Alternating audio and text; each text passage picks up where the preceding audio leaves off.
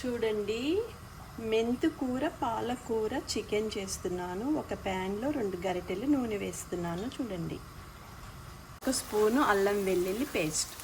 ఒక్కసారి ఇట్లా మిక్స్ చేయాలి. ఇవి బ్రౌన్ కలర్ వచ్చే వరకు అల్లం వెల్లుల్లి పేస్ట్, ఉల్లిపాయలు వేగాలి. కొంచెం పసుపు, నూనె కాగింది. ఉల్లిపాయ పచ్చిమిరపకాయ ముక్కలు వేస్తున్నాను. అట్లానే ఉల్లిపాయలు వేగుతున్నప్పుడే ఉప్పు కూడా వేయాలి. అప్పుడు ఉల్లిపాయలు తొందరగా వేగుతాయి. ఒకసారి శుభ్రంగా కలుపుకోవాలి.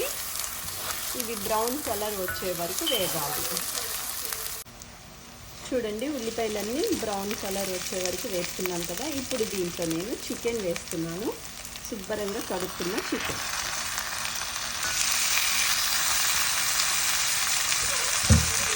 ఇది శుభ్రంగా మిక్స్ చేసుకోవాలి. ఇలా అంతా కలిపేసుకొని ఒక 10 నిమిషాలు చిన్న మంటలోనే మగ్గాలి మాట. ఇప్పుడు మూత పెట్టేస్తాను. చూడండి, ఇప్పుడు మూత తీసి చూడండి ఎంత బాగా మగ్గిపోయిందో చికెన్. ఇప్పుడు దీంట్లో నేను ఏం వేస్తానో చూడండి. పాలకూర వేస్తున్నాను. చూడండి, ఒకసారి శుభ్రంగా పాలకూర వేసాను కదా, కలుపుకోవాలి.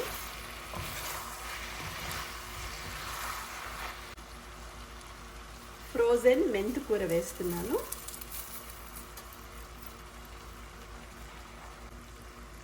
కొంచెం జీలకర్ర పౌడర్, కొంచెం కారం. ఇది మళ్ళీ శుభ్రంగా కలుపుకోవాలి.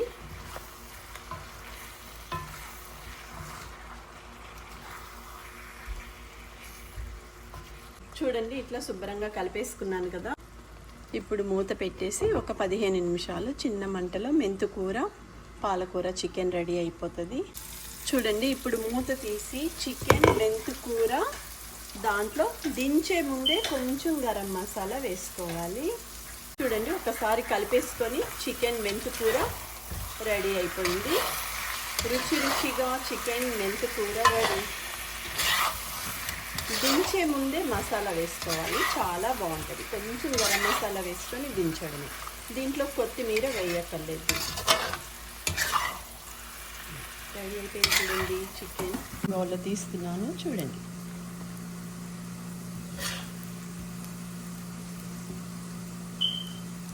రుచి రుచిగా చికెన్ మెంతుకూర రెడీ.